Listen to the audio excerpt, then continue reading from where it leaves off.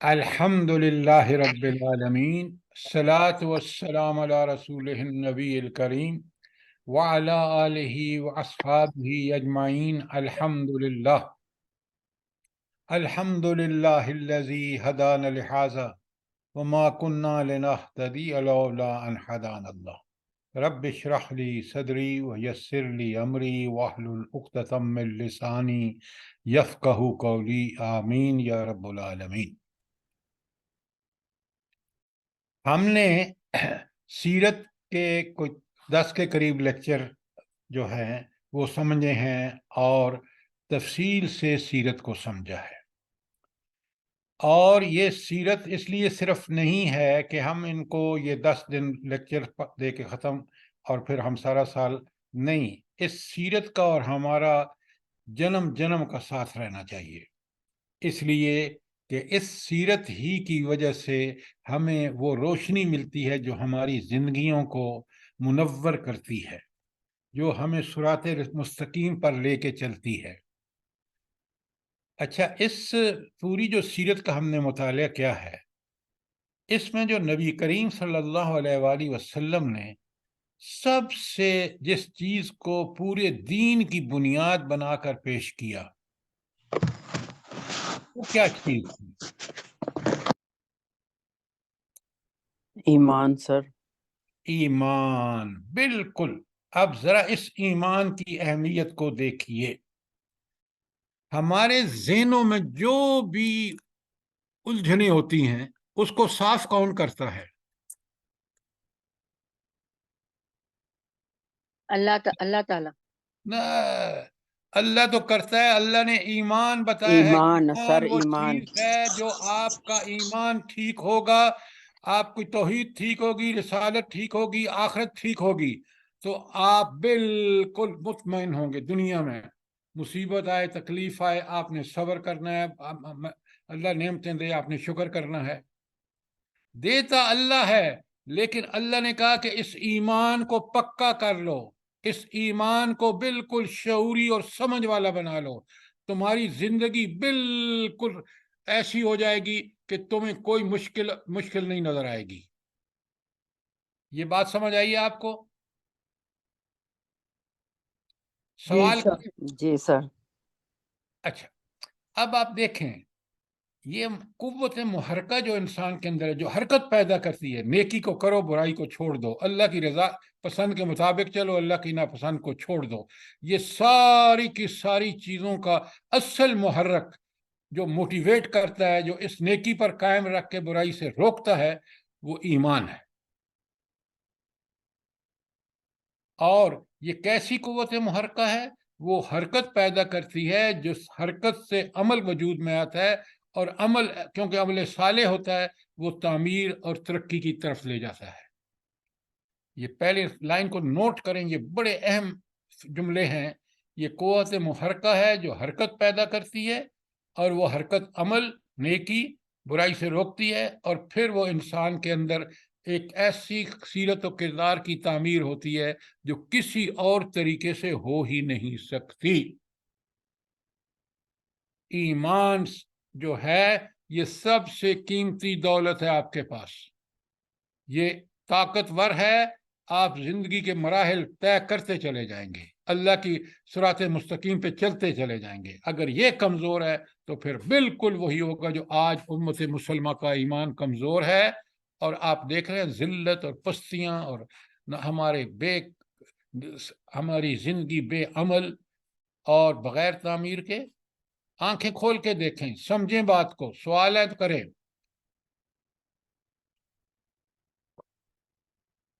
اگر یہ ڈگریاں یہ چیز لیتی جو آج دنیا میں ڈگریاں، تو کبھی آج دنیا میں ایک بندہ ڈھنگ کا سیرت و کردار والا، شعور والا، انسانیت کے لیے کام کرنے والا آپ کو نہیں ملے گا۔ ایکسیپشن کو چھوڑ دیں۔ یہ ہے ایمان۔ اب ذرا غور سے دیکھیں، یہ محرک کس کے لیے بلا، کس کے لیے حرکت پیدا کرتا ہے؟ آپ کے سامنے لکھا ہوا ہے، رضا الہی کے لیے۔ ہاں بندہ بس اس کے لیے متحرک ہو جاتا ہے، میں نے اللہ کی رضا کو حاصل کرنے کے لیے ہر نیکی کرنی ہے، ہر برائی کو چھوڑ دینا ہے، میں نے اللہ کو کی رضا کے لیے صبر کرنا ہے مصیبتوں پر، میں نے اللہ کی رضا کے لیے سب نعمتیں، عہدے، مال، دولت، اس پہ شکر کرنا ہے۔ یہ ہے وہ بندہ جو کام کا ہے۔ تو پہلا محرک جو ایمان کا ہے وہ رضا الہی ہے۔ دوسرا کیا ہے؟ ایک ہی حرکت، حسنات، نیکیاں، برائیوں سے بچنا اور نیکیاں کرنا۔ اور تیسرا ہدف کیا ہوتا ہے جس کا ایمان مضبوط ہو؟ کیا ہدف ہوتا ہے اس کا زندگی کا؟ جنت۔ میں نے جنت حاصل کرنی ہے، دائمی ابدی زندگی میں نے اللہ کی رضا حاصل کروں گا تو مجھے جنت مل جائے گی۔ اور ایمان جو ہے وہ دل کا مخفی عمل ہے جو ہمیں سامنے نظر نہیں آتا، لیکن دل میں جو ایمان ہے وہ ایمان ہر آن برا ایمان ہے، بری چیزوں کے پیچھے لگ رہا ہے، اللہ پر ایمان، اس کی رضا کے لیے تو ہر وقت دل پوری طرح کوشش کر رہا ہے کہ وہ اندر چھپا ہوا عمل ہے، جو ہی نیکی آتی ہے کر گزرتا ہے، جو برائی آتی ہے بچ جاتا ہے۔ اور پانچواں جو ہے اس کا جو وہ ہے نقطہ کہ اسلام جو اللہ کی اطاعت، بندگی، اس کی عبادت، اس کی غلامی کا انتہا ہے اسلام، کہ زندگی کے ہر معاملے میں اللہ کے حکم عمل کرنا، یہ اسلام ہے۔ یہ اس کا مظہر بھی اندر جو دل میں ایمان ہے نا وہ ہے۔ یہ کوئی سوال ہو تو کریں، بات کو سمجھیں تاکہ یہ ایمان کی حقیقت ہمیں سمجھ آ جائے۔ اور چھٹی بات، ایمان عقل کے لیے ہدایت اور روشنی ہے۔ اس کا بھلا کیا ثبوت ہے آپ کے پاس کہ ایمان عقل کے لیے ہدایت اور روشنی ہے؟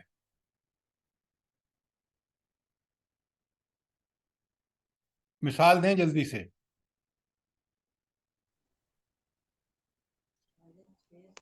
جس طرح ہم نے ترجمے سے قرآن پڑھا ہے تو ہمیں تھوڑے عمل کرنے کو کیا بات کر رہے ہیں؟ کیا سر جی بات کر رہے ہیں؟ اللہ تعالیٰ قرآن میں کئی دفعہ فرما چکے ہیں افلا تعقلون، کہ تم کیا عقل استعمال نہیں کرتے، تو وہ پھر عقل جو ہے وہ ہدایت ہی سے روشنی پائے گی۔ تو اب آپ تھیوری کی باتیں کر رہے ہیں، پریکٹیکل مثال، آج انسان پڑھا لکھا بہت اپنے آپ کو سب کچھ سمجھتا ہے اور اس کی عقل غلط جا رہی ہے، کیوں؟ اس کا ایمان ٹھیک نہیں ہے۔ صحیح ایمان عقل کے لیے روشنی ہے، وہ آپ کو اس طرف گائیڈ کرتا ہے جو آپ کے لیے، انسانیت کے لیے جو ہے فائدہ مند ہے، اور اللہ کی رضا اس میں ہے۔ یہ ہے اس کا جواب کہ عقل جب تک ایمان وہی سے روشنی نہیں لے گی، یہ عقل برے کام کرے گی، یہ انسانیت کو ڈبوئے گی، جو آج آپ دیکھ رہے ہیں۔ میں غلط کہہ رہا ہوں؟ نہیں بتائیں۔ سر، بالکل ٹھیک۔ اچھا، دوسری بات، آپ کا دل کب پاک ہوتا ہے؟ جب سچا اور پکا ایمان کے پاس ہوتا ہے، ورنہ ایمان، اگر یہ ایمان نہیں ہے تو ہمارے دلوں میں شیطان نے ڈیرے ڈالے ہوئے ہیں، اللہ کو ہم نے وہاں سے مائنس کر دیا ہے، ہماری زندگیاں اندھیروں میں ٹمک ٹوئیاں مار رہے ہیں اس پکے سچے ایمان کے بغیر۔ ایک ایک جملے کو ذرا غور سے دیکھیں، قلب کو محبت الہی میں جوش دلاتا ہے یہ ایمان۔ بقرہ کی 165 کے الفاظ ہیں، میں نے کئی دفعہ آپ کے سامنے پڑھے ہیں، والذین آمنوا، وہ لوگ جو ایمان لاتے ہیں۔ ایمان والوں کی نشانی کیا ہے؟ اشد حبا للہ، سب سے زیادہ اللہ تعالیٰ سے محبت کرتے ہیں۔ اہل ایمان اللہ تعالیٰ سے محبت کیوں کرتے ہیں؟ جلدی بتائیں۔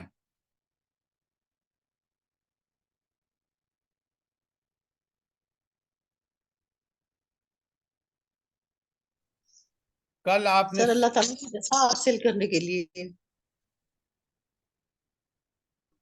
دیکھیے یہ بات کی بات ہے، سب سے پہلے جب مجھے ایمان کی وجہ سے، توحید کی وجہ سے اللہ تعالیٰ کی بے پایاں احسانات کا کہ میں نے، اس نے مجھے پیدا کیا، وہ میرا رازق، وہ میرا خالق، وہ میرا مالک، وہ میرا حاکم، اس کی جب میں حفاظت میں آ جاتا ہوں تو کوئی چیز مجھے نقصان نہیں پہنچا سکتی۔ یہ ہے وہ چیز جو مجھے محبت دلاتی ہے میرے اللہ کے لیے، اس کی ایسی صفات جس کا ڈائریکٹ پوری کائنات سے بھی تعلق ہے، مجھ سے بھی تعلق ہے، ایسا تعلق ہے کہ میں بغیر اس کی محبت کیے رہ نہیں سکتا، کیونکہ اتنے احسانات ہیں اس کے۔ بات کو سمجھیں تاکہ ہمیں بالکل دین کی روح سمجھ آئے۔ اب یہ 6 آپ کے سامنے ہیں، آپ کہہ رہے ہیں سوالات کا سیشن رکھیں، آپ کیا سوال کریں نا، آپ جو موقع ہے، چیز آپ کے سامنے ہے، سوال کریں۔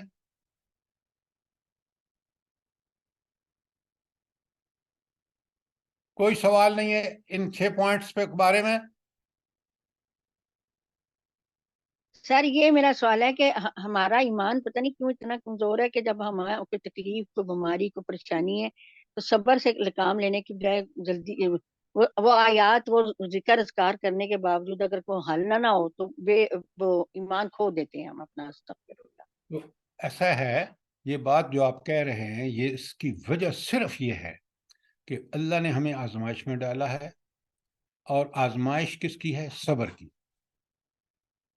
بھئی آپ دیکھیں نبی کریم صلی اللہ علیہ وسلم کے زمانے میں صحابہ صحابیات کو، خود نبی کریم صلی اللہ علیہ وسلم کو کون سی بڑی بڑی مصیبتیں نہیں آئی؟ ہم ایمان سنا سنایا ایمان ہے ہمارا، قرآن کی آیات والا ایمان، وہ یاد ہوں اور اس موقع پر ہمیں یاد آئے کہ یہ دیکھیں اللہ کا حکم، یہ نبی کریم صلی اللہ علیہ وسلم نے عمل اس طرح کیا، صحابہ نے اس طرح، ہمیں کوئی پریشانی نہیں ہوگی۔ ہم دنیا داری میں ابھی تک ملوث ہیں، ہم اس ایمان سے خالی ہیں جو حقیقی سچا ایمان ہے، جس کے لیے 6 نقطے ہیں۔ بات سمجھ آئی یا نہیں آپ کو؟ جی سر، جی سر، جزاک اللہ، صحیح بات ہے۔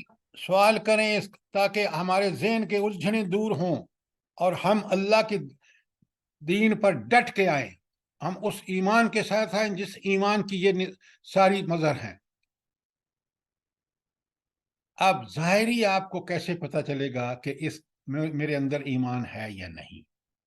دیکھیں نا، فوراً مجھے سب سے پہلے اس آئینے میں اپنی شکل دیکھنی ہے۔ نمبر 1، سمع و طاعت۔ کیا مطلب؟ جہاں میں نے سنا، قرآن پڑھا، سمجھا، کسی نے بتایا کہ یہ اللہ کے رسول کی بات ہے، میں اس پہ سننے کے بعد فوراً عمل پہ مادہ ہوں۔ ایمان کا ظاہری اثر نمبر 2 یہ ہوگا کہ جہاد فی سبیل اللہ پہ آپ ڈٹ جائیں گے، اللہ کے دین کی طرف بھی لوگوں کو بلائیں گے، خود بھی سیکھیں گے، دوسروں کو بھی سکھائیں گے، اور اقامت دین کو قائم کریں گے اپنے گھر میں، سب سے پہلے اپنے جسم پر 6 فٹ پر، پھر اپنے گھر پر، پھر لوگوں کو دعوت دیں گے تاکہ دنیا میں اللہ کا دین قائم ہو جائے۔ پاکستان میں اگر اللہ کا دین قائم ہوتا تو آج ہم اس ذلت اور پستی میں ہرگز نہ ہوتے۔ تو اگر آپ نے دیکھنا ہے کہ واقعی میرے اندر ایمان ہے تو پھر اپنے اندر سمع اور طاعت کے جذبے کو دیکھ لیے، اور جہاد فی سبیل اللہ۔ اچھا، جہاد فی سبیل اللہ میں سب سے پہلا جہاد جو ہے وہ خود اپنے نفس کے خلاف ہے، اپنے نفس کو مجبور کر دینا، یہ جہاد ہے کہ اللہ کی اطاعت میں لگ جائے۔ یہ کبھی جہاد پہ بات ہوگی تو انشاءاللہ تفصیل سے بات کریں گے۔ اور یہ ایمان دراصل دل کا اندر کا مخفی عمل ہے، اور اس کا اظہار آپ کی سمع و طاعت اور جہاد فی سبیل اللہ سے ہوتا ہے۔ اور اسلام کا اصل جو مظہر ہے، جس سے اسلام کا پتہ چلتا ہے کہ اس بندے کے اندر اسلام ہے یا نہیں، وہ اس کے سچے پکے ایمان سے پتہ چلتا ہے۔ کوئی سوال؟ بڑی اہم بات آپ کے سامنے ہے، شعوری ایمان دنیا کی سب سے بڑی دولت۔ کیوں؟ یہ ایمان مجھے اس قابل بناتا ہے کہ میں دنیا میں ڈٹ کے جم کے کام کروں اللہ کے لیے. اور روایتی ایمان بس میں مسلمانوں کے گھر پیدا ہو گیا, میرا باپ دادا مسلمان, میری نانا نانی مسلمان, اب عمل کی طرف کوئی توجہ نہیں ہے. یہ دنیا کا سب سے بڑا نقصان کہ ایمان کے دعوے کے باوجود وہ عمل نہیں کر رہا جس سے وہ انسان بن سکتا تھا. ہمیں چاہیے کہ ہم اپنے ایمان کو شعوری ایمان بنائیں.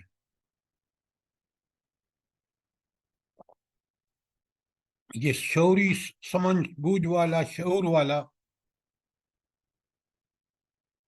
اچھا, اس شعور کے بارے میں پہلے ذرا قرآن سے بات سمجھ لیجیے تاکہ شعور.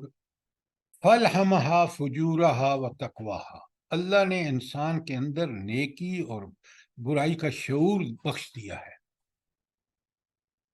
اس شعور کے ساتھ نیکی اور برائی کرنا, اس شعور کو اور بڑھا کے اس کو ڈیولپ کر کے, اور اس ایمان جو سچا پکا ایمان پیچھے ہے وہ شعوری ایمان ہے. اور آج جس ایمان کے ساتھ ہم ذلیل اور خوار ہو رہے ہیں وہ روایتی ایمان ہے. تو جب تک روایتی ایمان کو شعوری ایمان میں نہیں بدلتے بات نہیں بنتی. کوئی سوال؟ سر جی ایک سوال ہے ایمان کے لحاظ سے کہ وہ جو حدیث ہے کہ ایمان بڑھتا بھی اور کم بھی ہوتا ہے, اس کو تھوڑا سا ڈیفائن کر دیں. اچھا, میں ابھی ڈیفائن کرتا ہوں جیسے آپ نے ابھی بالکل کروں گا. آپ نے سوال نہیں کیا نا, اب مجھے بتائیں اس روایتی ایمان کو شعوری ایمان میں کیسے بدلا جائے؟ قرآن اور سنت کے اوپر عمل کر کے. سر قرآن اور سنت کی تعلیم حاصل کریں, علم حاصل کریں. عمل تو کریں گے جب یہ ایمان پکا ہوگا. ایمان علم کا نام ہے. علم کے عمل سے پہلے علم ٹھیک ہوگا تو عمل ٹھیک ہوگا. تو شعوری ایمان اس وقت ہمیں ملے گا جب ہم قرآن و سنت کا سمجھ کر مطالعہ کریں گے. سوال کا ہوں تو کرتے نہیں ہیں آپ. اب آئیے, جو آپ نے سوال کیا کہ ایمان کیسے بڑھتا اور گھٹتا ہے, یا یہ حدیث ہے کہ ایمان بڑھتا بھی ہے اور گھٹتا بھی ہے. بڑا آسان ہے, بہت آسان ہے. اب جب کسی شادی میں جاتے ہیں اور وہ شادی جو ہے دینی بنیادیوں پر نہیں ہے, مکس گیدرنگ ہے, ہلا گلا ہے, فلانا ہے, آپ کا ایمان وہاں کیسا ہوتا ہے؟ جلدی بتائیں. کمزور سر. کمزور. اور آپ اب اس قرآن کی محفل میں جب بیٹھا ہوتا آدمی, قرآن و سنت کی صحیح تعلیمات سامنے آ رہی ہوتی ہیں, تو ایمان کم ہوتا ہے بڑھتا ہے؟ بڑھتا ہے. اچھا, اب قرآن کیا بتاتا ہے؟ میں اس کا آگے چل کے بتاتا ہوں کہ ایمان کب بڑھتا ہے. اس کی میں قرآن سے آپ کو دلیل دوں گا.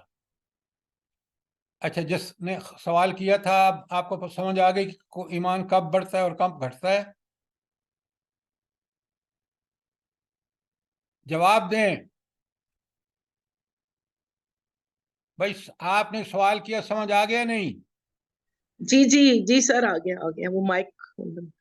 اچھا, اب دین کی بنیاد کیا ہے؟ کیا ہے دین کی بنیاد؟ ایمانیات. ایمانیات. ایمانیات میں خاص کر کون سی 3 چیزیں؟ توحید اور رسالت, آخرت. تو یہ جو باقی 2 ہیں, ملائکہ اور کتب, یہ کس کا حصہ ہیں؟ یہ رسالت کا حصہ ہیں. یہ رسالت کا حصہ ہیں. تو 3 بڑے ایمانیات جو ہیں وہ پورے کو کور کر لیتے ہیں. توحید, رسالت, آخرت. یہ دین کی بنیاد ہے. اچھا, یہ بنیاد کیسے ہوئی بلا؟ جلدی بتائیں. یہ 3 بنیاد کیسے ہیں؟ سر یہ غیب پہ ایمان ہے. ڈاکٹر صاحبہ, یہ آپ جو ہے نا سنی سنائی باتیں کر رہے ہیں. سنیں غور سے. دین پر عمل کرنے کے لیے مجھے اللہ تعالیٰ کے احکامات کا پابند ہونا پڑے گا. یہ ہے توحید. یہ ہو گئی بنیاد. مجھے عمل اس طرح کرنا ہوگا جس طرح رسول اللہ صلی اللہ علیہ وسلم نے کیا ہے. یہ ہے رسالت. مجھے ایمان مجھے نیک عمل اس یقین کے ساتھ کرنا ہے کہ میں نے اللہ کے سامنے پیش ہونا ہے, وہاں حساب ہونا ہے, اس کے نتیجے میں مجھے کامیابی اور ناکامی ہوگی. یہ ہے آخرت. یہ پورے دین پر عمل کرنے کے لیے یہ 3 چیزیں بنیاد ہیں. اب بات سمجھ آئیے نہیں آپ کو؟ جی سر. ڈاکٹر جی صاحب سر. clear ہے؟ جی سر بہت اچھا, صحیح کلیئر ہو گیا اچھا. سب کچھ. اب ایمانیات علم ہے اور باقی ساری چیزیں جو اس کے تقاضے ہیں وہ عمل ہے. ذکر الہی کہ میں اللہ کو زبان سے بھی یاد کروں اور ہر معاملے میں دین کے احکامات کو سامنے رکھوں. یہ چیزیں عمل مجھے میرا علم دین ایمانیات کا علم بتاتا ہے. تو پہلے علم ہوگا, اس کے بعد عمل ہوگا. علم ٹھیک ہوگا تو عمل ٹھیک ہوگا, علم کمزور ہوگا تو عمل بھی کمزور ہوگا. بالکل ایک چیز کو دیکھ لیں. کوئی سوال؟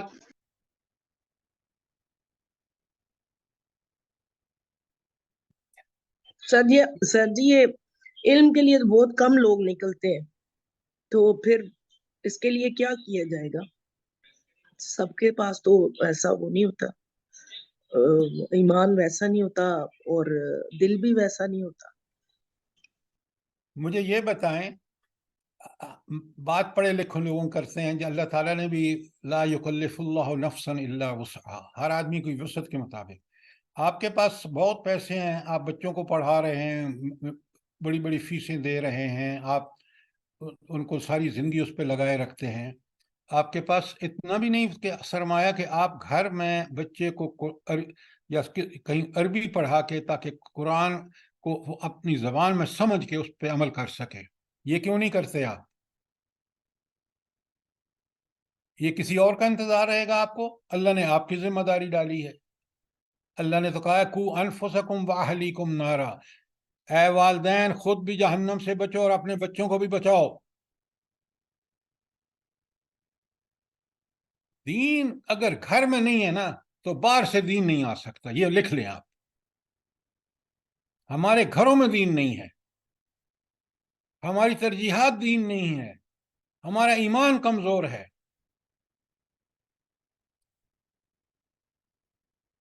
ایمان کے سب سے اہم ترین تقاضے توحید, رسالت اور آخرت.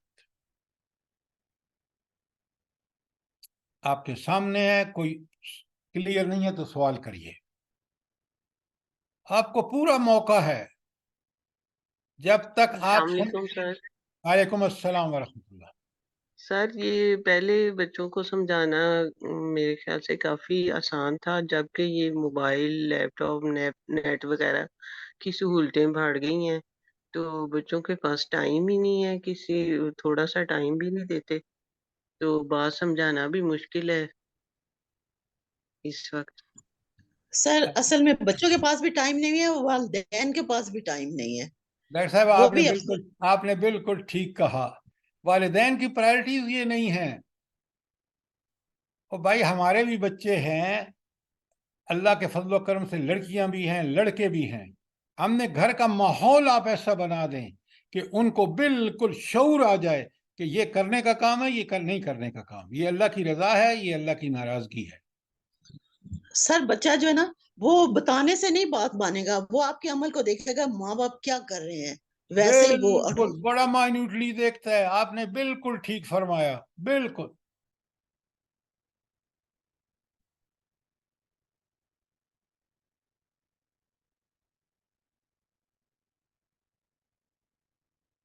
اچھا, اب اس سے پہلے کہ میں نماز پہ جاؤں, آپ ایمان کے بارے میں جتنے مرضی یہ سوال کر لیں.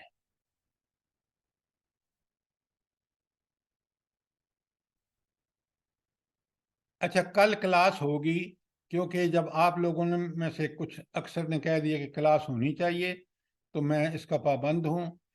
کیونکہ آپ اللہ کے دین کو سمجھنا چاہتے ہیں تو میرا سمجھانا فرض ہے، اس لیے کل کی کلاس ہر سنڈے کو کلاس ہوا کرے گی۔ چلیے، کوئی سوال دین ایمان کے بارے میں؟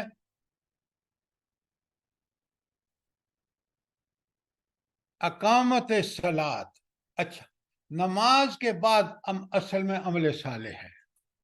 ایمان کے بعد سب سے قرآن بار بار کیا کہتا ہے؟ آمنوا وعملوا الصالحات۔ اچھا، عمل صالح میں آپ مجھے یہ بتائیے کہ یہ اقامت نماز کیوں ضروری ہے اقامت صلاۃ کیا ہے؟ میں اس کی کھول کے تفصیل آپ کے سامنے رکھوں گا، کیونکہ ہم نے اپنے ایمان اور اپنے اعمال کو، ایمان کو نبی کریم صلی اللہ علیہ وسلم کے بتائے ہوئے طریقے پر ایمان کو ڈیولپ کرنا ہے اور عمل صالح کرنا ہے۔ سیرت کا یہی پیغام ہے، اور ایمان ہم نے کلیئرلی سمجھ لیا۔ اب آئیے اعمال صالح پر۔ اچھا، اعمال صالح میں سب سے زیادہ اہمیت کس کی ہے اور کیوں ہے؟ سر نماز کی ہے، جس کی نماز درست ہو گئی اس کا دین درست ہو جائے گا۔ یہ جو اگلی ہر بات لحاظ آپ کہہ رہے ہیں نا، یہ آپ ڈاکٹر صاحب یہ آپ سنی سنائی بات کہہ رہے ہیں، حقیقت یہی ہے، لیکن ہمیں بالکل نہیں پتا کہ یہ نماز ہمارے باقی اعمال کو کس طرح آرگنائز کر دے گی۔ اچھا، ایک اور سوال بڑے غور سے سنیے اور سمجھیے۔ اسلام میں، دین اسلام کے ایمان ہم نے پڑھ لیا، اعمال میں تربیت کے لیے سب سے پہلی چیز کیا ضروری ہے؟ سر ماحول، گھر کا ماحول۔ اور گھر کا ماحول کب ٹھیک ہوگا؟ جب والدین درست لائن پہ چلیں گے۔ گھر کے اندر اقامت صلاۃ ہوگا۔ درست کی بات جو ہے نا وہ بڑی مومل بات ہے۔ اقامت صلاۃ، جس فیملی کے ماں باپ، نانا دادی دادا اقامت صلاۃ کرتے ہوں گے، اس گھر کا ماحول، تو تربیت کے لیے جو سب سے پہلی چیز اور ضروری چیز ہے وہ نماز، اقامت نماز ہے۔ بڑے غور سے سنیے، خدا کے لیے یہ آپ روایتی ساری جو باتیں ذہن سے نکال کے قرآن و سنت والی باتیں رکھیں۔ نماز نبی کریم صلی اللہ علیہ وسلم نے جب صحابہ و صحابیات کو نماز سکھائی تو بڑی بڑی فوجیں جب مقابلے پہ آئیں مدینے میں، تو جس چیز نے مسلمانوں کی فوج کو ڈسپلن کیا کہ وہ فوجی ڈسپلن سے بڑھ کر جو ان کے پاس تھا، اس سے بڑھ کر جس ڈسپلن کا مظاہرہ کیا، اس کی بنیاد کیا تھی؟ یہ آپ کیا بنیاد تھی؟ نماز تھی سر۔ لیکن پھر آپ وہی ڈنڈی مار رہے ہیں۔ سر وہ ایک ڈسپلن تھا، وہ جو صف بندی تھی، وہ جو نماز کے اندر صف بندی تھی، اس نے ڈسپلن سکھایا امت مسلمہ کو۔ ہمیشہ آپ بات کہتے ہیں لیکن بات ٹھیک نہیں ہوتی۔ اقامت صلاۃ میں صف بندی آگے آپ دیکھیں گے سب سے اہم ہے، اور وہ فوجیں دنیا کی سب سے ڈسپلن فوجیں بنی۔ اقامت صلاۃ نے ان کو صبر سکھایا۔ اقامت صلاۃ نے ان کی تربیت کی، وہ اللہ کے ہو کے رہ گئے۔ جب انہوں نے سوچ سمجھ کے اللہ سے دعا کی کہ اهدنا الصراط ایاک نعبد و ایاک نستعین، اهدنا الصراط المستقیم، اللہ نے وہ ان کو دے دیا۔ یہی وہ کامیابی کی سب سے بڑی ضمانت ہے۔ اگر وسائل اور تعداد ہوتی تو امریکہ فتح پا چکا ہوتا افغانستان میں۔ خدا کے لیے ان چیزوں پہ غور کریں۔ قرآن بار بار کہتا ہے افلا تتفکرون، افلا تعقلون، افلا یتدبرون، یہ ساری چیزیں کہ اس نظام کو جتنا دیکھو گے، جتنا پرکھو گے، اس کے حقائق کھلتے چلے جائیں گے، اور یہ آپ پہ ثابت ہو جائے گا کہ یہ دنیا کا بہترین نظام ہے، دین اسلام۔ آپ یقین مانیں کہ مسلمانوں کی تربیت اقامت صلاۃ کے بغیر نہیں ہو سکتی. میں لکھ کے دیتا ہوں. آج ہم اقامت صلاۃ نہیں کرے، آپ دیکھ لیں ہمارا کیا حال ہے. اب میں آپ کو بتاتا ہوں کہ اقامت صلاۃ ہے کیا. قرآن میں یہ دیکھ رہے ہیں آپ، اقام الصلاۃ، نماز قائم کی، اس کے جمع ہے اقام الصلاۃ. یقیمون الصلاۃ، کہ نماز کو قائم کرتے ہیں. یقیم الصلاۃ اور یقیمون الصلاۃ، یہ سارے نماز کو قائم کرنے کا. اقیم الصلاۃ، نماز قائم کرو. اقیم الصلاۃ، نماز کو جمع کا صیغہ ہے. آپ دیکھ رہے ہیں حوالے. اقامت الصلاۃ. اچھا، اب آپ قرآن میں دیکھیں گے کہ نماز کے لیے صلاۃ کا نام بھی لفظ بھی آیا ہے، دعا بھی آئی ہے، تسبیح بھی آئی ہے، ذکر الہی بھی آئی ہے.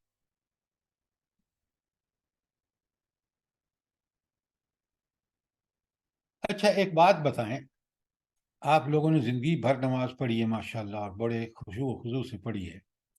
مجھے ایک بات بتائیں کہ یہ جو نماز ہے، یہ دوسرے اذکار، یعنی صرف ذکر کر رہے ہیں یا حج پہ جا رہے ہیں یا زکوٰۃ دے رہے ہیں، یہ ان سب سے مختلف کیوں ہے؟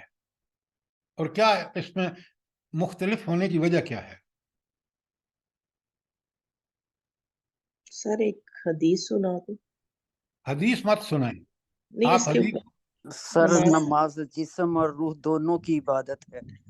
سر نفس کو کنٹرول کرنا پڑتا ہے نماز کے لیے. روح برو لگتا ہے نا کہ ہم اللہ کے آگے حاضر ہیں، اللہ بدنی ہمیں اچھا، دیکھ رہے یہ ہیں، ہم اللہ کو ساری آپ سنی سنائی باتیں کر رہے ہیں. اب بدنی اس سر یہ وقت پانچ میں نے ٹائم ہم پڑھتے ہیں، اور آپ نمازیں تو سال میں ایک دفعہ ہوتی ہیں، یہ ہم روزانہ 5 وقت پڑھتے ہیں، اس وجہ سے یہ اہم ہے. اب چھوڑیں اس بات کو، یہ باتیں آپ سر کی سر آپ کی آپ نماز سے رضائے الہی ہوتی ہے، اور اپنی جو ہر عمل سے خواہشات رضا ہیں. الہی ہر عمل سے رضا ہی مطلوب ہوتی ہے. یہ کیا بات کر رہے ہیں آپ؟ کون سا نیک عمل ہے جس میں رضا الہی مطلوب نہیں ہے؟ پھر وہ نیک عمل ہی نہیں ہے. سر سوچیں بدنی کہ میں نے بات ہے. سوال کیا. آپ حدیث سنا دیں تاکہ دیکھیں بھلا وہ حدیث بتائیں. الصلاۃ عماد الدین، ہم نماز دین کا ستون ہے. ہم کیا مطلب ہے اس کا؟ آپ بتائیں. سر جی، ستون کے بغیر جو بلڈنگ کھڑی نہیں ہوتی، تو چھت بھی نہیں ڈل سکتی اس پر. اب تو میں اس لیے بتاتا ہوں آپ کو. جی جی سنیں، نماز، زکوٰۃ، حج سب عماد الدین ہے. اصل بات یہ ہے نماز اور دوسری عبادات میں فرق کیا ہے. آپ کا دل، آپ کا جسم، آپ کا دماغ، آپ کے اعضاء، آپ کا روح، آپ سب کچھ انوالو ہے. ہر چیز نماز میں لگی ہوئی ہے، دل بھی، روح بھی، دماغ بھی، اعضاء بھی. کسی اور عبادت میں اتنے سارے بیک وقت انسان کے جو اعضاء ہیں وہ اس قدر گہری انوالومنٹ نہیں ہوتی جتنی نماز میں ہوتی ہے. یہ ہے وہ نماز کی اصل. اگر واقعی نماز ہو، اقامت صلاۃ ہو، جو میں آپ کو بتانے جا رہا ہوں، یہ ہے نماز کا کمال کہ بدنی 5 بات. وقت انسان اپنے جسم، روح، دل، دماغ، ہر چیز کے ساتھ حاضر ہو کے دنیا سے کٹ جاتا ہے. پھر ان کلمات پہ ذرا غور کریں جو ہم نماز میں پڑھتے ہیں. سورہ فاتحہ پہ غور کریں، تسبیحات پہ غور کریں، قرآن پہ غور کریں، التحیات پہ غور کریں، درود شریف پہ غور کریں، آخر کی دعاؤں پہ غور کریں. نماز کو ہم پڑھتے ہی اسی طرح جیسے آئی چلائیے. آپ سنیں، غور سے دیکھیں اور سمجھیں اور سوال کریں. اقامت صلاۃ، تو یہ میں اب شرائط آپ کے سامنے رکھ رہا ہوں کہ اللہ تعالیٰ فرماتے ہیں کہ فَإِذَا اطْمَأَنْتُمْ فَقِیمُوا الصَّلَاۃَ، جب نماز اطمینان نصیب ہو جائے تو نماز قائم کرو. یعنی آپ کے دل و دماغ پر کوئی اور کام نہیں. جنگ کا معاملہ دوسرا ہے، امن کا معاملہ ہے، پھر آپ سکون اطمینان سے نماز پڑھیں. اچھا، قرآن کہتا ہے کہ محافظت صلاۃ کیا ہے؟ والذین هم علی صلاتهم یحافظون، اپنی نمازوں کی حفاظت کرتے ہیں. آپ اپنے جسم کی کیسے حفاظت کرتے ہیں؟ کھانا چھوڑتے ہیں 3 ٹائم کے بعد کیونکہ جسم کمزور ہو جائے گا. اسی طرح نماز کی بھی، جس کا تعلق قلب، روح، احساس و جذبات، جسم کے ہر اعضاء سے ہے، سب سے پہلا اب آپ نمبر 1 پہ دیکھ لیجئے اور سمجھتے جائیے، سوال کریے گا. نہیں، یا ایھا الذین آمنو، اے وہ لوگو جو ایمان لائے ہو، خطاب آپ سے اور مجھ سے ہے. اذا قمتم الی الصلاۃ، جب نماز کے لیے کھڑے ہو، نمبر 1 فاغسلوا وجوہکم، اپنے چہروں کو دھو، وایدیکم، اپنے ہاتھوں کو دھو، الی المرافق، کونیوں تک، وامسکوا برؤوسکم، اور اپنے سروں کا مسح کرو، وارجلکم الی الکعبین، اور پاؤں کو، یہ اغسلوا کے ساتھ ہے، پاؤں کو ٹخنوں تک دھو. ان کنتم جنبا فطہروا، اور اگر تم جنبی ہو تو پھر نہا کر پاک ہو جاؤ. اب آپ کہیں گے کہ یہاں کلی اور اس کا ناک میں پانی ڈالنے کا ذکر نہیں ہے. وہ سارے کے ساری سنتیں ہیں، اور وہ بھی اسی طرح ضروری ہیں جس طرح یہ سورہ مائدہ کی آیت میں بتایا گیا ہے. کیوں؟ نماز وضو کا طریقہ وہ ہوگا جو حضور نبی کریم صلی اللہ علیہ وسلم نے کر کے دکھایا ہے. تو یہ سب بھی کیے ہیں، اور اس کے ساتھ ناک اور منہ میں اس طرح کلی کرنا، ناک میں پانی ڈالنا وغیرہ. دوسری بات، وَثِيَابَكَ فَطَهِّرْ، اپنے لباس کو اچھی طرح پاک کر لو. تو اقامت صلاۃ کی پہلی شرط طہارت اور پاکیزگی ہے. کوئی سوال؟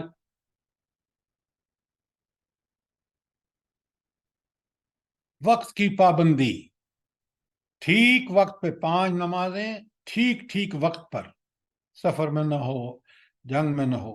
وَأَقِیمُوا الصَّلَاةَ، حکم دیکھیں، یہ کوئی آپشن نہیں ہے، کوئی پروپوزل نہیں ہے اللہ کی طرف سے. اقیموا الصلاۃ، نماز قائم کرو. ان الصلاۃ علی المؤمنین کتابا موقوتا، نماز درخت ایسی فرض ہے جو پابندی وقت کے ساتھ اہل ایمان پر لازم کی گئی ہے. سورہ نساء کی آیت آپ کے سامنے ہے.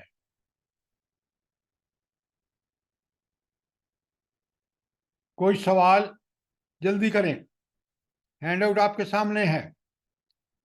نماز کی پابندی کے بارے میں بڑی اہم سورہ معارج میں آیت ہے، الا المصلین، ہاں صرف وہ نمازی بچیں گے.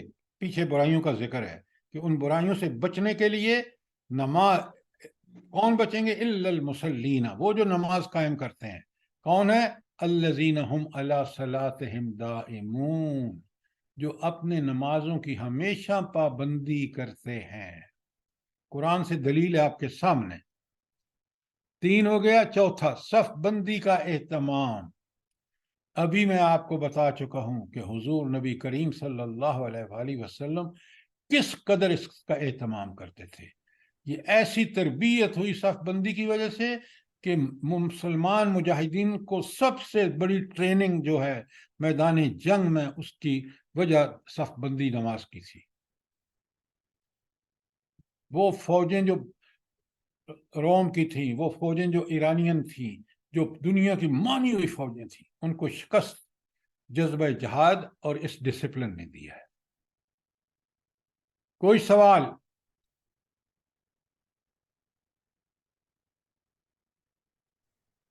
سر ایسی چیز بتائیں جب ہم نماز پہ کھڑے ہونا تو واقعہ ہم پہ بالکل طاری ہو جائے کہ ہمارا رب ہمیں دیکھ رہا ہے. یہ کیفیت نہیں ہوتی. میں نسخہ کوئی نہیں دے سکتا، میں یہ قرآن ہی سے بتا رہا ہوں آپ کو. ان کو سمجھیں، آپ کو بالکل سمجھ آ جائے گا.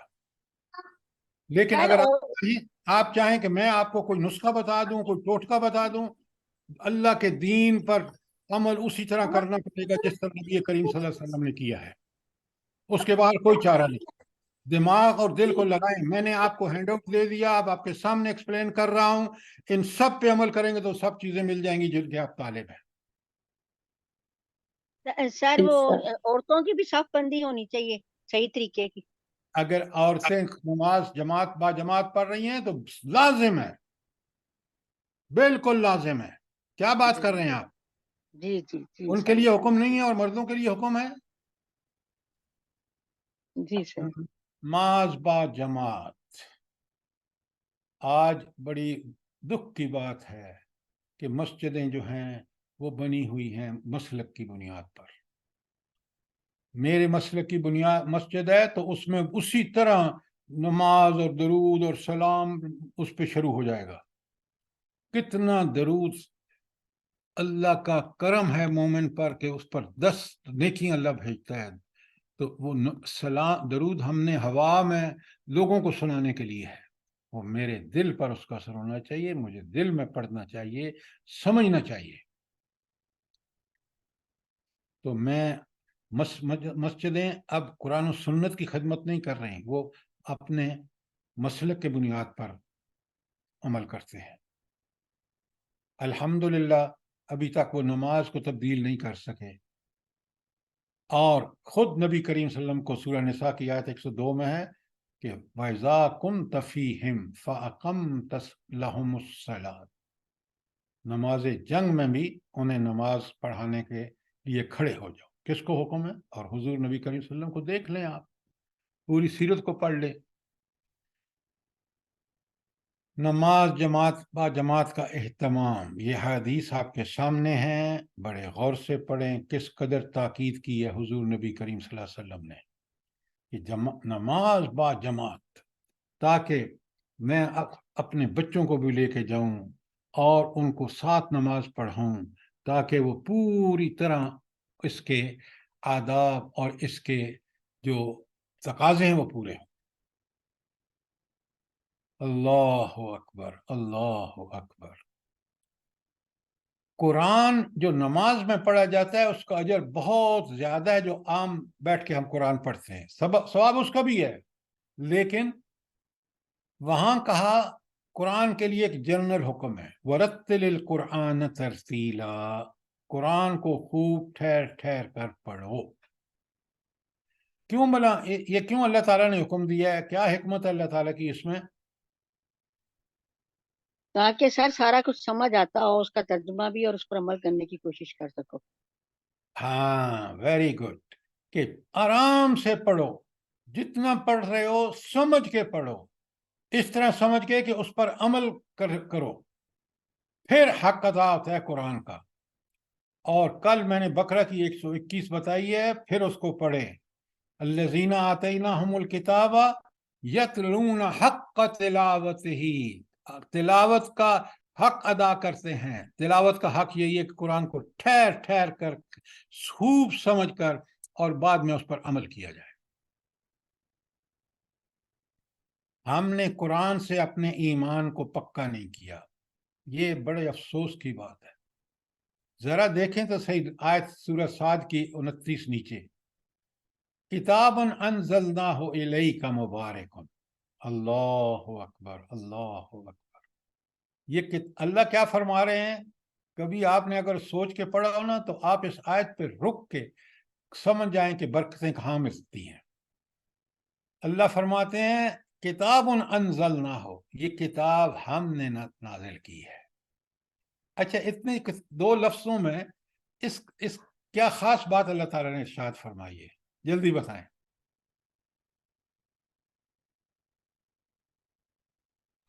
سر ایک تو یہ اللہ کی طرف سے نازل کردہ، دوسرا مبارک کتاب ہے.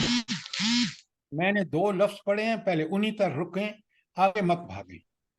بالکل آپ نے ٹھیک کہا، انزلنا ہم نے اتاری ہے، یہ تمہارے خالق مالک رازق اور حاکم نے اتاری ہے، یہ کسی ایسے آڑے گالے کی کتاب نہیں آ گئی. انزلنا پہ غور کیجئے، رکیے، تدبر کیجئے کہ کتاب رب نے نازل کی ہے. اللہ اکبر، اللہ اکبر. کتاب کے کیا کہنے جو میرے رب نے نازل فرمائی ہے. یہ 2 الفاظ مجھے روک لیتے ہیں. صرف یہی نہیں کہا کہ یہ میں نے نازل کی، اللہ تعالیٰ نے. اللہ تعالیٰ ہے مبارکن. یہ کتاب کیسی ہے؟ बरकत हाँ, वाली। बरकत है सर। ये कौन कह रहा है ये बरकत वाली है? अल्लाह ताला कह रहे हैं। ये मेरे रब कह रहे हैं। कभी आपने सोचा है, कभी इस आयत को इस तरह समझा है? पहले फरमाया मैंने नाजिल की है, फिर फरमाया यही बरकत वाली किताब है। अच्छा, ये बरकत मिलेगी कैसे भला? किताब तो है बरकत वाली, लेकिन इसके बरकत के हुसूल का तरीका क्या है, ताकि हम जब हम टॉपिक सर चलेंगे जब अमल करेंगे। सर तदब्बर करिए। देखें अमल वाली बात, आप फिर वही बात इधर उधर की भांक रहे हैं। कुरान आज के अंदर यदब्बरू आयात ही, इसकी आयात पर तदब्बर करोगे तो बरकत वाली होगी। मैं जब तदब्बर करता हूं, ये दुनिया में इसके अहकामात ऐसे नजर आते हैं कि कोई और हुक्म कभी बरहक नहीं हो सकता जो अल्लाह की किताब में नहीं है। तदब्बर करने से मुझे पता चला कि इसके तालीमात, इसकी हिदायत, इसके वाकयात ये इतने बरहक हैं कि दुनिया की किसी किताब के इतने बरहक नहीं है। लियुदब्बरू, तदब्बर करोगे तो ये मिलेगा। हम पढ़ते हैं, अच्छा इधर की सुन के उधर लगा दी, उधर की सुन के इधर लगा। भाई आयत के अंदर उसका मकसद समझो। किताब हमने नाजिल की है, बड़ी बरकतों वाली है, बरकतें उसको मिलेंगी जो इस पर गौर फिक्र करेगा। लियदब्बरू आयात ही। और अगली बात बड़े गौर से देखें, वलियतज़क्कर उलुल अलबाब। अकल वाले क्या करें? इससे नसीहत हासिल करें, इससे सबक लें। यहां इसका मतलब क्या है? ये आयत का मैंने तर्जुमा किया, आप मुझे बताएं इसका मफहूम क्या है।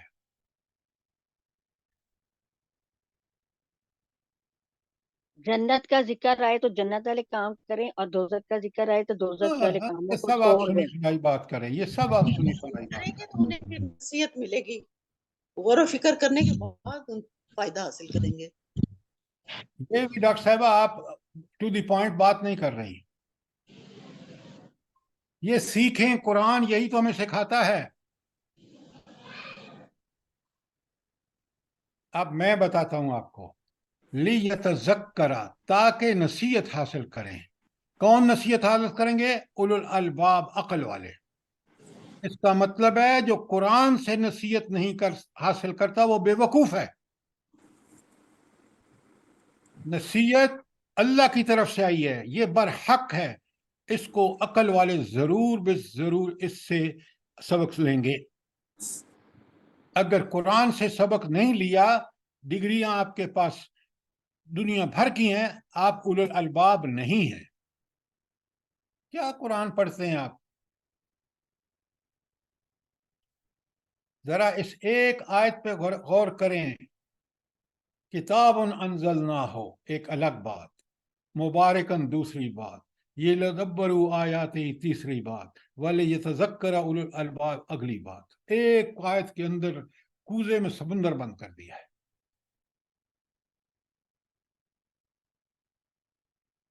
आपने बात को समझा है? सवाल करें।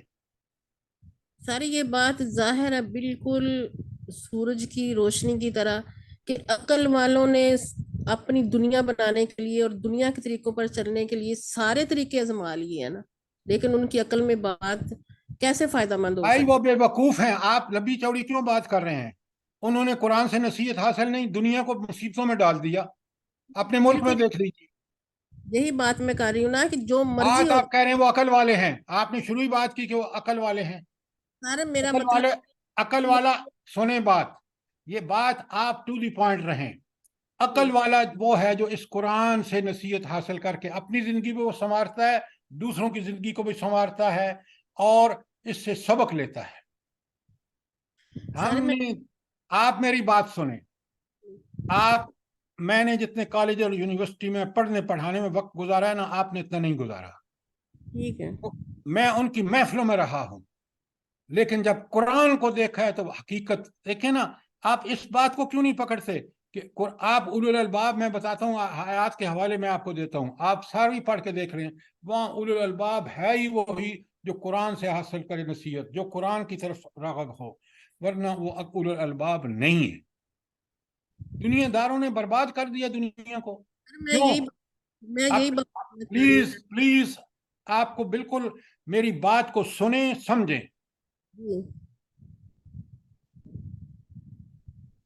لہذا یہ ہے سب سے بڑی امت مسلمہ کی خرابی کہ ہم اللہ کی اس کتاب جس کو اللہ نے فرمایا کہ عقل والے جن کو ذرا بھی عقل ہوگی نا وہ ان پہ عمل کر کے دنیا کو سرائے راست پر لے جائیں گے, خود بھی صراط مستقیم پہ چلیں گے, دوسروں کو بھی دعوت دیں گے. یہ اولو الالباب ہے. ڈگریوں والوں کو قرآن نے مجھے بتائیے کہیں ایک آیت بتا دیجئے کہ قرآن کا یہی حکمت ہے, یہی قرآن اور سنت سے ملتی ہے, کہیں اور سے نہیں ملتی. دنیا کے ادارے دیکھ لیں, یونائٹڈ نیشن, IMF, فلانا فلانا فلانا, طاغوت نے اداروں کے ڈھیر لگا دیے, سارے کے سارے دنیا کو بربادی اور تباہی میں دھکیل رہے ہیں.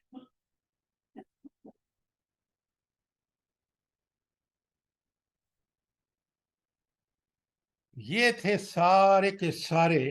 پھر آپ دیکھ لیں 6 آپ کو میں نے بتائے ہیں, اور 6 کے 6 پھر ایک دفعہ دیکھ لیں تاکہ آپ کو اقامت صلاۃ کا پہلی بات جو ہے وہ ہے طہارت اور پاکیزگی. تفصیل آپ کو سمجھ آ گئی. نمبر 2 پہ ہے کہ آپ نے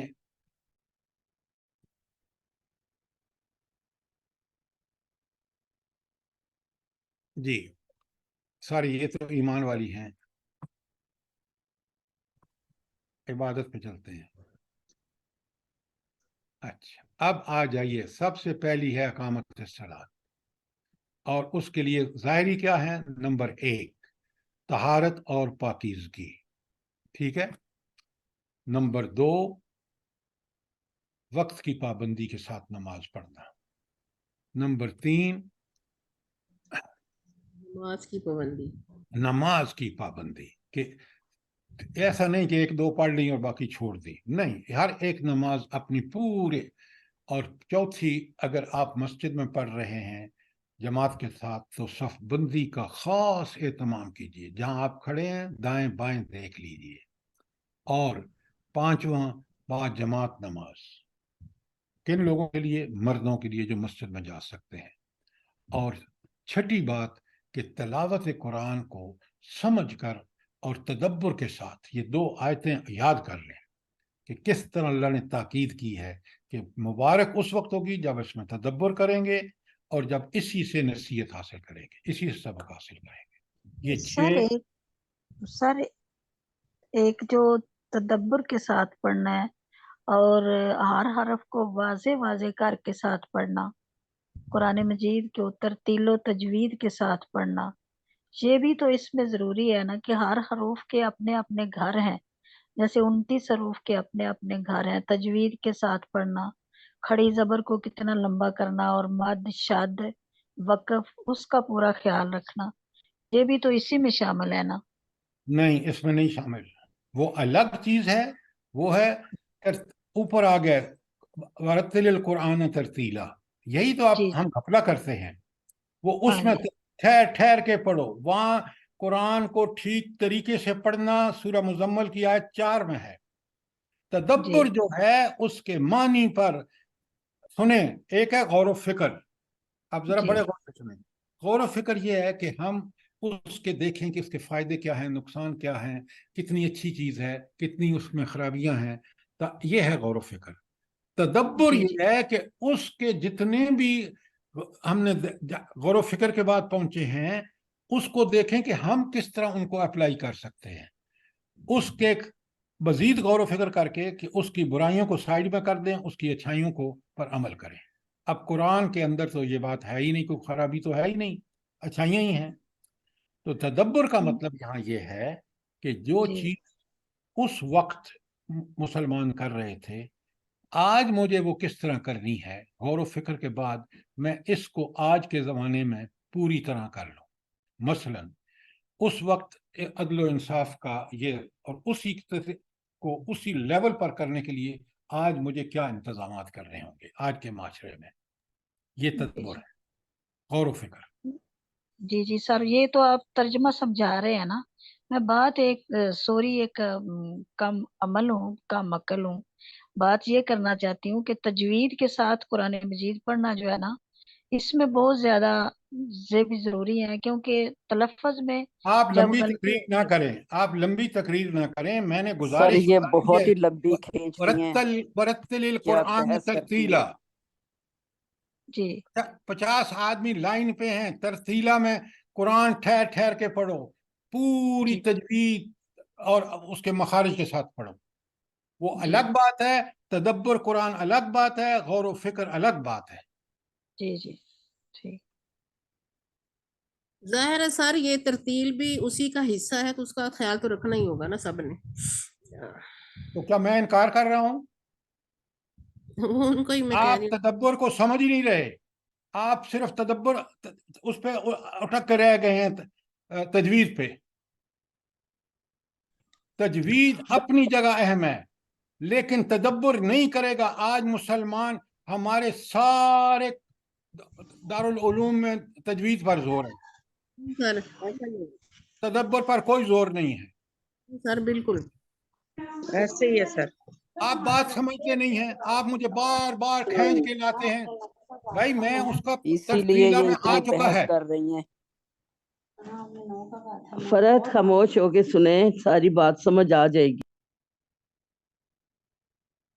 अच्छा, अब आपको अब आए, ये तो 6 थे ज़ाहिरी, जिसमें अगर हम अकामत सलात चाहते हैं। अब देखें, यहाँ सबसे देखने की बात यह है कि क्या ये 6 पे मैं अमल कर रहा हूँ। आपके लिए वो जमात के साथ भी नहीं है, सब बंदी भी नहीं है ख़वातीन के लिए, लेकिन बाकी 3-4 जो हैं वो क्या आप कर रहे हैं? इस पे क्यों नहीं सोचते आप? या तो मैं प्रायोरिटीज को जो दीन में कायम है उनको डिस्टर्ब करूं, तो फिर तो आप कहें। आप मुझे लेके वहां पहुंच जाते हैं सारे मुसामीन को कि जहां बात जो हो रही है उसको समझें और अपने अमल को देखें। ये हमारा रवैया होना चाहिए। आप तजवीज पे इतना जोर दे रहे हैं, मैं कह रहा हूं तरसील के अंदर मौजूद है। हमने इतना तजवीज पे जोर दिया है कि कुरान पे गौर व फिक्र और कुरान पे तदब्बर गायब है। मैं गलत कह रहा हूं?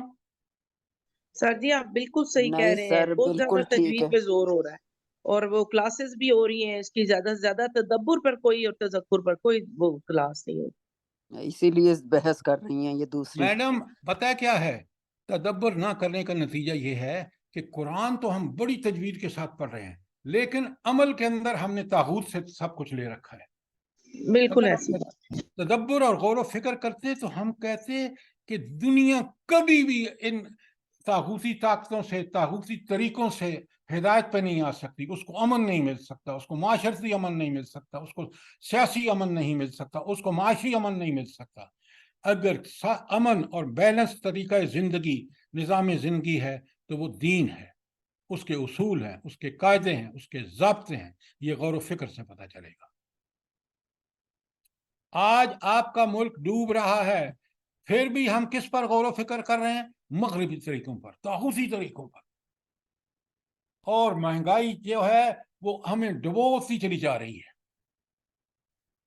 अमानत और दयानत जो कुरान कहता है उसका हमारे अंदर नामो निशान नहीं है। सर तजवीद करके समझते हैं कि हमने हक अदा कर दिया कुरान का, हालांकि ऐसा बिल्कुल नहीं, तदब्बर बिल्कुल के नहीं बगैर है, हो ही नहीं सकता। बिल्कुल नहीं है। जज़ाकल्लाह। अच्छा, असल में मसला पता क्या है, ये बेचारी ख़वातीन जो बिल्कुल ठीक करती हैं, तजवीज़ पढ़ती पढ़ाती हैं, वो समझती हैं कि हमने दीन की खिदमत कर ली। कुरान का नफाज नहीं होगा तो आपको बरकत नहीं मिलेगी। पहली बात बहुत अहम, अब इसको आप समझिए ताकि हमारी नमाजों का हिस्सा बन जाए, कुनूत और अदब। जब मुझे ये ख्याल होगा ना कि मैं किसकी दरबार में खड़ा हूं नमाज के लिए, वो मेरा खालिक ही नहीं है, वो मेरा मालिक भी है, वो मेरा राज़िक भी है, वो मेरा हाकिम भी है। उसने ये मुझे तरीका बताया है कि मैं अपनी नमाज को ठीक करके अकामत कर लूं तो मेरी तरबियत हो जाएगी, मैं मतलूबा इंसान बन जाऊंगा, जो अल्लाह को, जो उलुल अलबाब है, جو جنت میں جائے گا۔ تو قنوت و ادب جو ہے اس کو غور سے پڑھیں، سمجھیں کہ اس کے کیا معنی ہیں، کیا مطلب ہے، اور کیا میں اپنی نماز میں بالکل ادب، اور دیکھیں نا کتنا پیارا انداز ہے، انسان یوں ہی نیت کر کے ہاتھ باندھتا ہے، بالکل ادب سے جھک کے کھڑا ہو جاتا ہے۔ اب جو پڑھتا ہے اس کے اندر اس کا دماغ، اس کا دل، اس کی زبان بالکل یکسو ہونی چاہیے۔ یہ قنوت کا تقاضا ہے۔ جزاک اللہ سر، یہی میں چاہتی تھی۔ جزاک اللہ، جزاک اللہ۔ اچھا، اب اگر یہ قنوت اور ادب دیکھیں نا، کھٹا کھٹ ہم کھڑے ہو کے اللہ اکبر سبحان اللہ جلدی جلدی سے پڑھ کے، اور سجدہ سجدے سجدہ، حالانکہ سجدہ ابھی آگے اب میں آ رہا ہوں۔ قنوت اور ادب پہلی چیز ہے۔ یہ اگر نماز سے غائب ہے، کیونکہ یہ جو ہی آپ نے نیت باندھی، یہ قنوت اور ادب تو فوراً لازم ہو گیا میرے اوپر۔ اچھا، اب سنیں، قرآن کی آیت پڑھے نا ذرا، اس کے ساتھ جب بذات فَإِلَٰهُكُمْ إِلَٰهٌ وَاحِدٌ، تمہارا معبود تو صرف ایک ہے،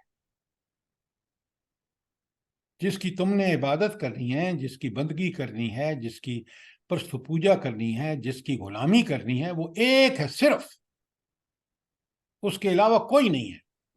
فَإِلَٰهُكُمْ إِلَٰهٌ وَاحِدٌ فَلَهُ أَسْلِمُوا، اسی کے مطیع اور فرما بردار بن جاؤ۔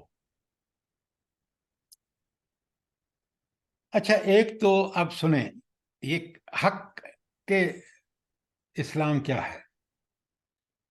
ایک ہے میں کہوں کہ بھائی اللہ نے حکم دیا ہے مجھے کرنا ہے، ایک یہ انداز ہے۔ دوسرا کہ میرے مالک نے یہ حکم دیا ہے، میں نے اس کو بہترین طریقے پر کرنا ہے جیسے نبی کریم صلی اللہ علیہ وسلم نے کیا۔ دونوں میں زمین و آسمان کا فرق ہے۔ پہلے میں آپ اطاعت کر رہے ہیں، دوسرے میں آپ اتباع کر رہے ہیں پوری محبت کے ساتھ۔ اور ایسے لوگوں کے لیے قرآن آ گیا بشر المخبتین، یہ جو عاجزی کرنے والے ہیں، یہ جو قنوت اور ادب کے ساتھ کھڑے ہو کے شکر کرتے ہیں کہ میرے رب نے مجھے بتایا، میرے نبی نے کر کے دکھایا، ان کو ایک خوشخبری دے دو۔ اور یہ کون لوگ ہیں؟ الذین اذا ذکر اللہ وجلت قلوبہم، جب ان کے سامنے اللہ کا ذکر کیا جاتا ہے ان کے دل دہل جاتے ہیں۔ کیا مطلب ہے یہاں؟ دیکھیں یا بات کو سمجھیں، اللہ سے ذکر سے دل دہلنے کا مطلب ہے کہ میں نے اس اللہ کے سامنے پیش ہونا ہے جس کو میری نیتوں کا بھی علم تھا عمل کرتے ہوئے دنیا میں، جس نے سب کچھ لکھ لکھا کے اور میرے سامنے چھوٹی سے چھوٹی اور بڑی سے بڑی چیز رکھتی ہے۔ اس بات سے ان کے دل دہل جاتے ہیں، ورنہ اللہ تو محبت کی چیز ہے۔ اگر ہم اس کے احسانوں، اس کے جو ہمارے اوپر بے پناہ احسان ہے، بے شمار احسان ہے، تو سوائے محبت کے اور کوئی چیز اگر واقعی ہمیں دل میں احساس ہے تو بڑی محبت اور ڈر اس بات کا کہ وہ ہم سے ناراض نہ ہو۔ اور ناراض کب ہوتا ہے؟ نافرمانی سے ہوتا ہے۔ کوئی سوال یہاں تک؟ یہ ہے قنوت اور ادب، خاص کر نماز کے اندر۔ خشوع، یہ خشوع بنا کیا چیز ہے؟ جلدی بتائیں۔ آپ نمازیں روز پڑھتے ہیں اور یہ آیت بھی قرآن میں سورہ مومنون کی آیت، جی خشوع کیا چیز ہے؟ پر اطمینان اور سکون سے، یعنی کہ نہیں نہیں نہیں نہیں، یہ اب آپ سنی سنائی بات میرے ساتھ نہ کیا کریں، قرآن کی آیت کے اندر رہ کے جو مفہوم ہے وہ بتائیں۔ سر جی پورے ظاہری اداب کے ساتھ اور پورے اندر کے یعنی پورے دل کی جھکاؤں کے ساتھ۔ خشوع لفظ کو ڈیفائن کریں، آپ بدر ادھر کی باتیں لمبی چوڑی چھیڑ رہے ہیں۔ خشوع کیا ہے؟ سر خشوع کا اللہ سے ڈرتے ہوئے اور جو پڑھ رہے ہیں اس کو سمجھتے ہوئے پڑھیں۔ خشوع کا مطلب جھکنا ہے سر، جھکے ہوئے، بالکل عاجزی، انکساری۔ یہ سب آپ نے سن کے اور اس کو بیان کر، خشوع کا اصلی مفہوم ڈر ہے۔ ڈر کس بات کا؟ کہ اللہ کی یعنی جب ہم دل کا ڈر ہے، دل کا۔ اب میری بات سنیں ذرا، آپ اپنی بات بند کریں۔ جب میں کہتا ہوں تو آپ صحیح معنی بتاتے نہیں ہیں. خشوع کا معنی وہ دل کا خوف اور خشیت ہے، دل کی خوف اور خشیت اندر دل میں ہوتا ہے. تو پھر ظاہر میں جب میں نماز کے ہاتھ باندھتا ہوں، وہ اندر کا دل میں خوف ہے وہ میرے جسم پر طاری ہو کے بالکل میں ایسا کھڑا ہوتا ہوں کہ میرے جسم سے بھی اس کا خوف کا اظہار ہوتا ہے جو میرے دل میں ہے. یہ ہے خشوع، اور یہ ہے اللہ تعالیٰ کی عظمتوں کا احساس، اللہ کی ناراضگی کا ڈر. یہ ہے خشوع.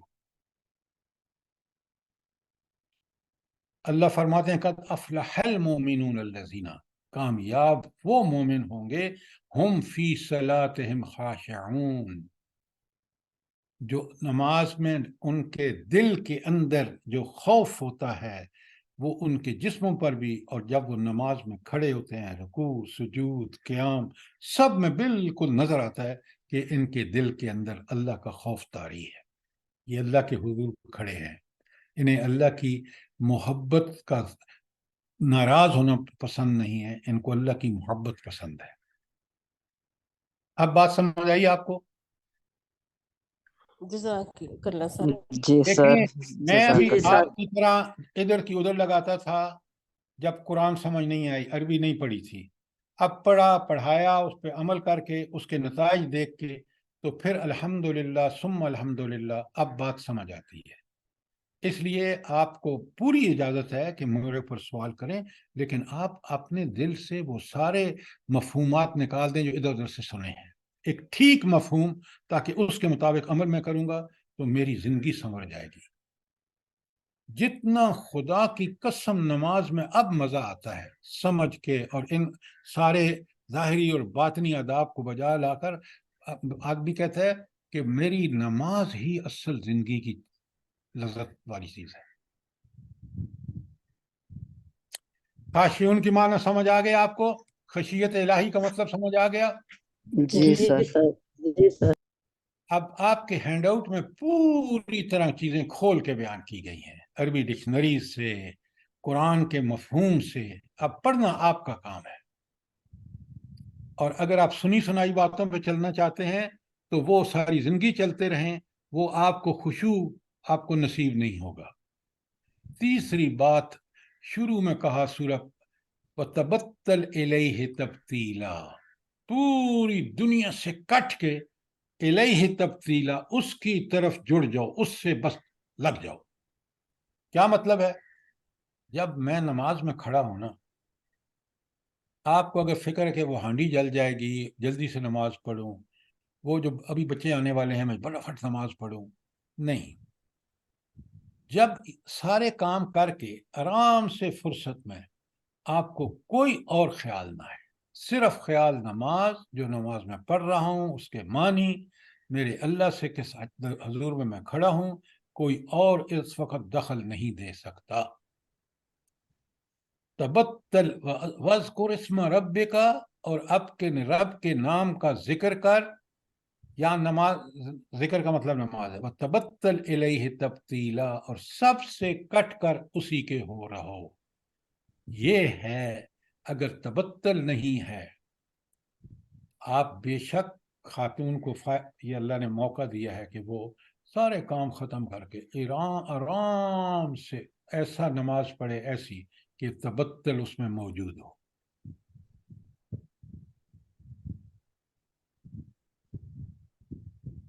پورا پڑھیں اس کو، سمجھیں اس کو.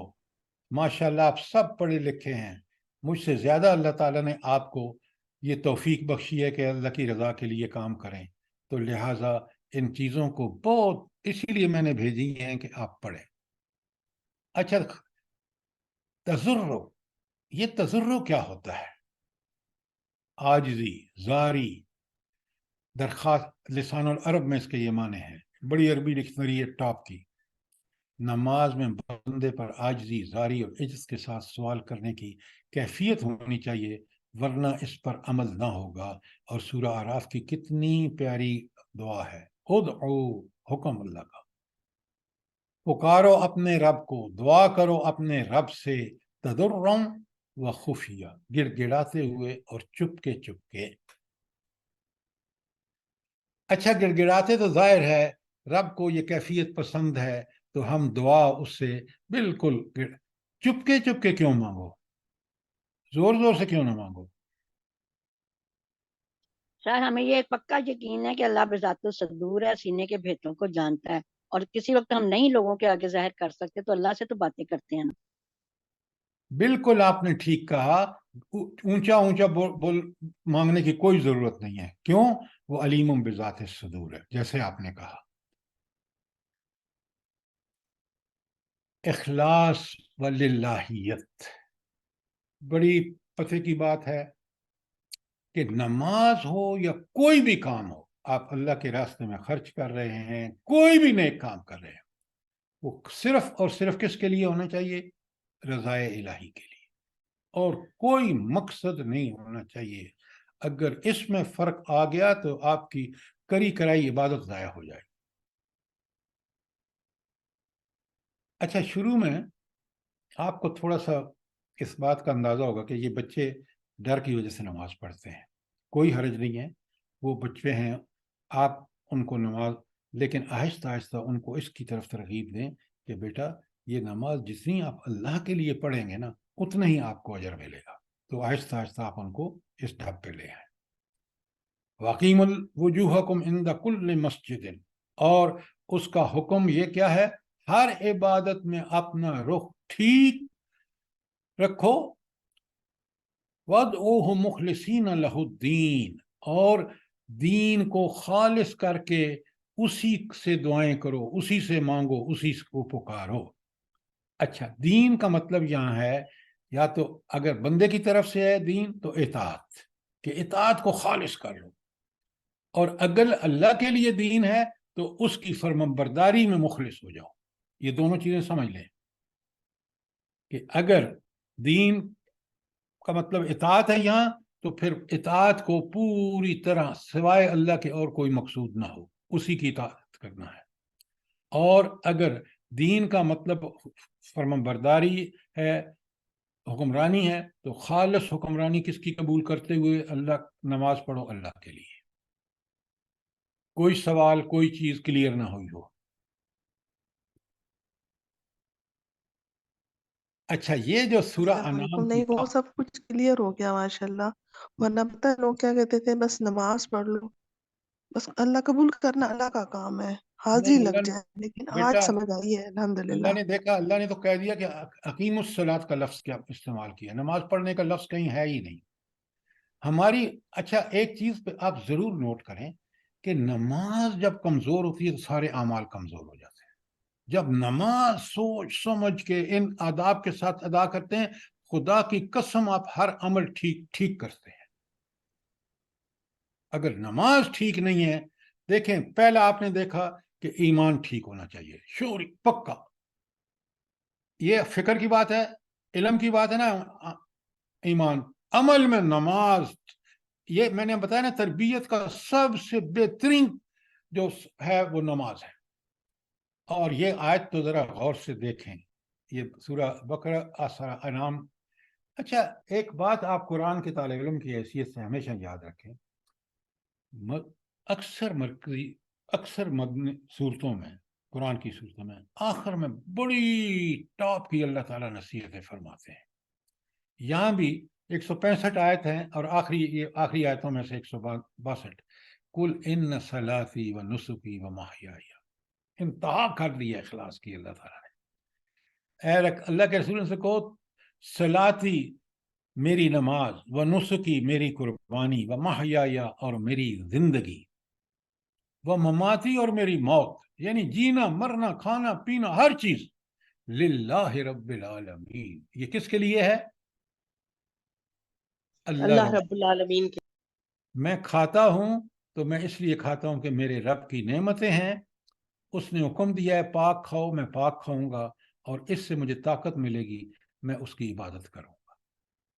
یہ اگر میرا مقصد ہے تو میرا کھانا پینا بھی عبادت بن گیا. پھر اگر حیوان ہوں تو پھر میں نہ حلال نہ حرام، نہ پاک نہ جائز نہ جائز. تو یہاں دیکھیں قرآن نے جو معیار اختیار کیا ہے اللہ تعالیٰ نے، کہ عمل خالص ہوگا اور میرے لیے ہوگا. جب یہ ہوگا تو پھر انسان ابو بکر بنے گا رضی اللہ تعالیٰ عنہ، پھر عمر بنے گا رضی اللہ تعالیٰ عنہ. یہ کیفیت اپنے اندر ڈال لیں. پھر آپ دیکھیں اللہ نے، یہ 5ویں بات تھی. اور 6ٹھی بات ہے ذکر. نماز ایک ایسا ذکر ہے جیسے میں نے بتایا آپ کو، زبان، دل، دماغ، اعضاء سب لگے ہوئے ہیں اس ذکر میں. اقم الصلاۃ لذکری، تو قرآن کہتا ہے کہ میری یاد کے لیے نماز قائم کرو گے تو ذکر کی اعلیٰ ترین شکل آپ کر رہے ہو. اور عاجزی اور کیفیت کیسے آتی ہے؟ انما یؤمن بآیاتنا الذین، ہماری آیات پر تو ایمان وہی لوگ لاتے ہیں اذا ذکروا بہا، جب ان کو نصیحت کی جاتی ہے ان آیات سے، خروا سجدا وسبحوا بحمد ربہم، وہ سجدہ ریز ہو جاتے ہیں اور اپنے رب کی حمد تسبیح کے ساتھ بیان کرتے ہیں. وہم